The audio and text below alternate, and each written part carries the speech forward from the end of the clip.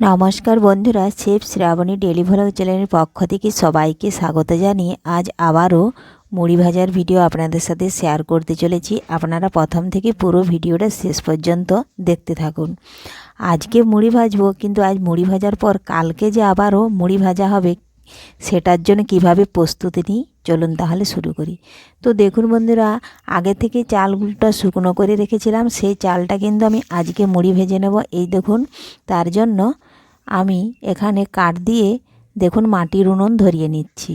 আর এখন কিন্তু কেরোসিন পাওয়াই যাচ্ছে না, প্রায় অনেক দাম। রেশনে কিন্তু কেরোসিন তুলে না, আনে না, আর অনেক দামের জন্য কেউ নিতে চায় না। এই জন্য দেখুন পলিথিন দিয়ে উনুনটা ধরি। আর দেখুন কড়া বসিয়ে চালটা আমি নিয়ে নিয়েছি।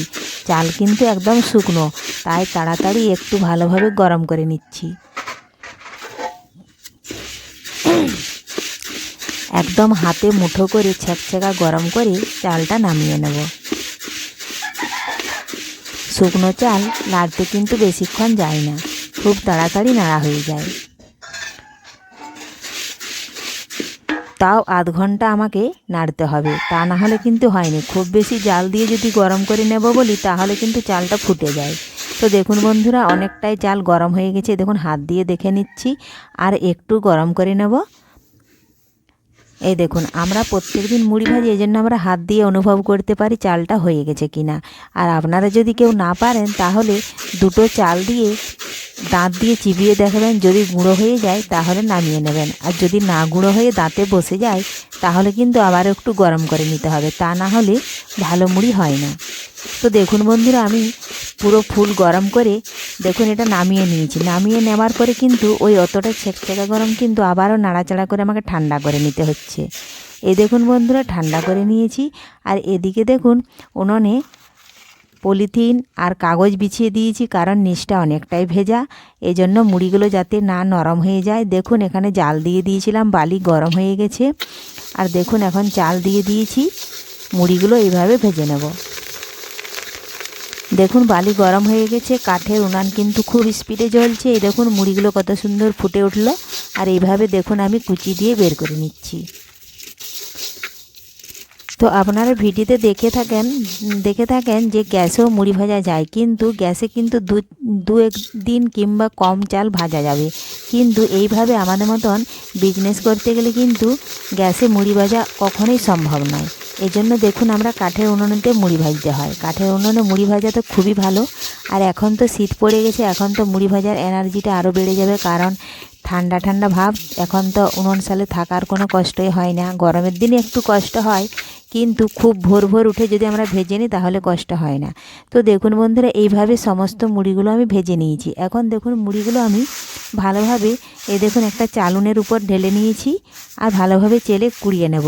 কারণ কুচি বালি যদি দু একটা থাকে তাহলে বেছে পরিষ্কার করে দিই।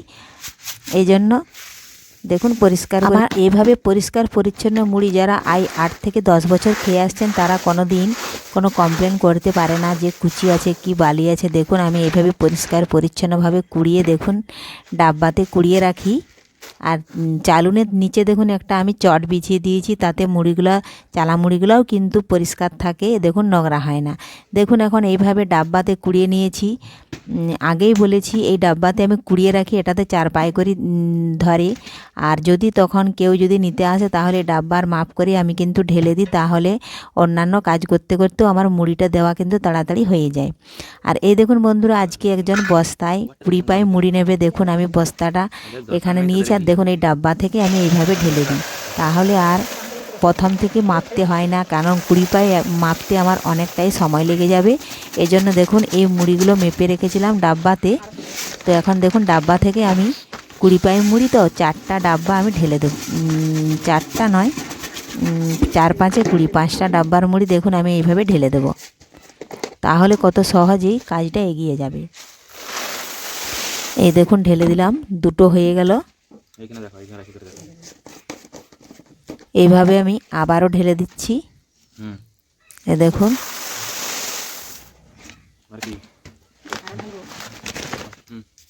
আর ভিডিওটি ভালো লাগলে লাইক দিয়ে আমার পাশে থাকুন। আর সবার প্রথমে আমার রেসিপি পেতে বেল আইকন অলে সেট করে রাখুন। দেখুন বন্ধুরা, আমি ঢেলে দিয়েছি, এখন আবারও একটা ঢেলে দিচ্ছি। দেখুন হয়ে গেছে 20 পাই। আর দেখুন আমাদের মুড়ি চেলে নেওয়ার পর দেখুন এইভাবে দেখুন চালা মুড়ি দেখুন শুধু দরা ছোট ছোট মুড়িগুলো আছে আর 2টি বালি পড়েছে। আর একটু পরে আপনাদেরকে দেখাচ্ছি, কিছুদিন আগে কিন্তু একটা মেশিনের ভাজা বস্তা মুড়ি আমাদের কিনে আনা হয়েছিল কারণ কোনো অসুবিধার জন্য। আর সেই মুড়িটা দেখুন কেউ খেতে পারছি না। আমাদের বাড়ির ভাজা মুড়ির দেখুন চালা মুড়ি কীরকম বেরিয়েছে, আর ওই মুড়িটা আপনাদের সামনে দেখাচ্ছি। এই দেখুন বন্ধুরা, এটা হচ্ছে মেশিনের মুড়ি কিনে আনায় দেখুন বস্তা, 1 বস্তা আনা হয়েছিল। এটা কিন্তু আমরা বাড়িতেও খাবো না আর কাউকে দেবও না, এটা এনেছি আপনাদেরকে দেখানোর জন্য। দেখুন এই মুড়িটা এখন আমরা চেলে নেব। এই দেখুন ওই কীরকম ওই চালুনেই দেখুন আমরা চেলে নিচ্ছি। বাড়ির ভাজা মুড়ি আর মেশিনের মুড়ির পার্থক্যটা দেখুন। দেখুন হাতটা কিন্তু সাদা হয়ে গেছে। এই দেখুন এইভাবে চেলে নিচ্ছে, আর ওদের চালা মুড়িটার নিচে দেখুন কি বেরোয়। চোয়া মুড়ি তো প্রচুর আছে, বেছে বেছে অনেকটাই সময় নষ্ট হয়ে গেছে। এই দেখুন অনেক চালা মুড়ি বেরোচ্ছে, দেখুন কতটা চালা মুড়ি বেরিয়েছে দেখুন। আর এই দেখুন পাউডার গুঁড়ো বেরোচ্ছে। এটার কারণ হচ্ছে ওরা চাল কোনো দিন ধুয়ে না, শুকনো চালটাই ওরা অল্প জল দিয়ে এই বস্তা মতো লবণ মাখিয়ে দেয়।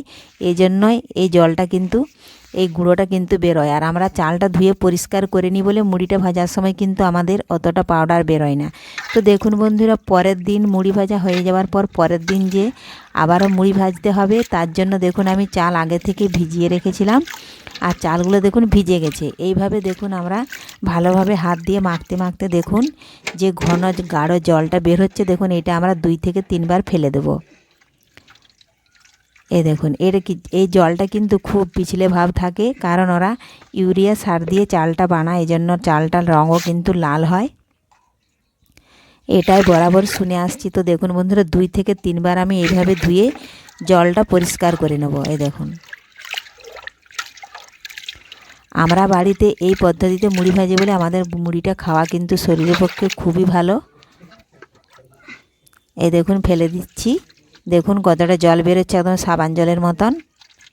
এই জলটা কিন্তু ওদের মেশিন ভাজা মুড়ি কিন্তু ওদের চালে কিন্তু এটা বেরোয় না, কারণ ওরা চাল কোনো দিন পরিষ্কার করে ধোয়েই না।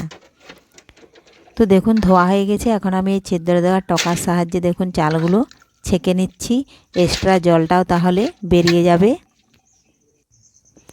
এই দেখুন টকার মধ্যে ছেঁকে নিয়েছি। এখন হাঁড়িতে আবারও দেখুন আমি ঢেলে নিচ্ছি, যে হাঁড়িটাতে চাল দিলাম ওই হাঁড়িটাতে আবারও ঢেলে নিচ্ছি। এখন ওই চালের মধ্যে দেখুন 4 কেজি চাল 12 কোনা হয়, তো সেইভাবে আমি দেখুন 12টা লবণের ভাগ ছোট ছোট করে দিয়ে দিচ্ছি। তাহলে নুন বেশিও হবে না আর কমও হবে না, ঠিক মতো হবে। এইভাবে ভাগ করে করে দিয়ে দিচ্ছি।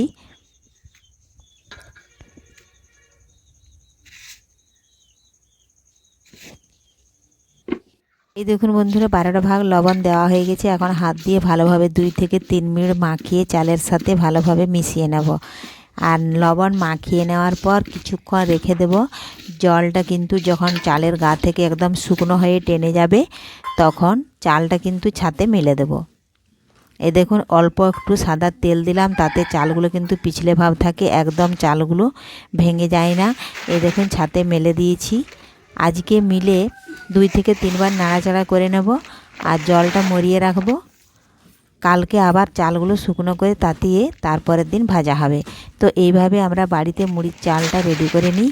তো আজকের এই ভিডিও আপনাদের ভালো লেগে থাকলে লাইক শেয়ার কমেন্ট করতে অবশ্যই ভুলবেন না বন্ধুরা।